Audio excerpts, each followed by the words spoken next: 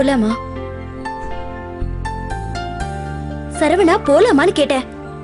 செல்வி, உனக்கு இல்ல உன்னை மாதிரி பொண்ணுங்களுக்குலாம் எங்களை பார்த்தா கிணப்பைய மாதிரி தெரியுதா? எதுக்கு இவ்வளவு கோவப்படுற?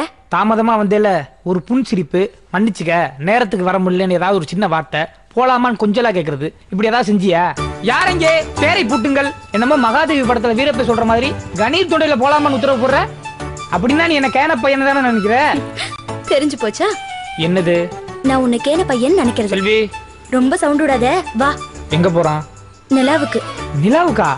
அங்க போய் சட்டில சாப்பாடு வச்சு நீ கூட்டி விடுவல்ல? ஆசைதான். செல்வி, நிஜமாவே உன் மேல எனக்கு ஆசைதான். ஏன் ஒரு மாதிரி மரண வழியில கத்துற? உன் அருவை தாங்க முடியல. அருவையா? ஆமா, சிம்பு வயசுல இருந்துகிட்டு டிஆர் மாதிரி வசனம் எல்லாம் பேசுற. செல்வி, எனக்கு ஒரு சின்ன ஆசை. என்ன? நான் உனக்கு ஒண்ணு தரணும். என்னது? ஒரே தடவை ஒண்ணே ஒண்ணு. சரவணா, நீ அனுமதிச்சா இப்பவே உடனே. டேய். டேயா? ஆமாண்டா, நீ உங்க தியேட்டர்ல கண்ட சினிமா பார்த்து உளறி தள்ளுற. நான் என்ன உளறனேன்? ஒன்னு தரவான்னு புலம்புனியா இல்லையா? இல்ல.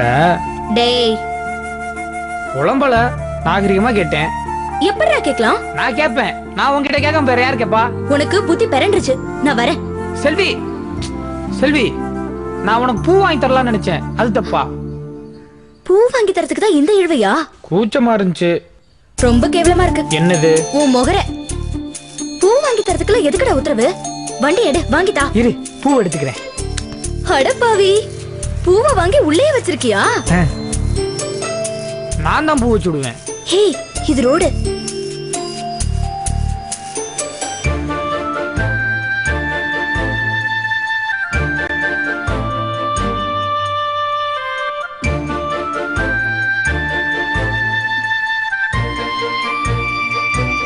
சரி, நீ தினமும் இந்த மாதிரி வச்சு விடுவியா?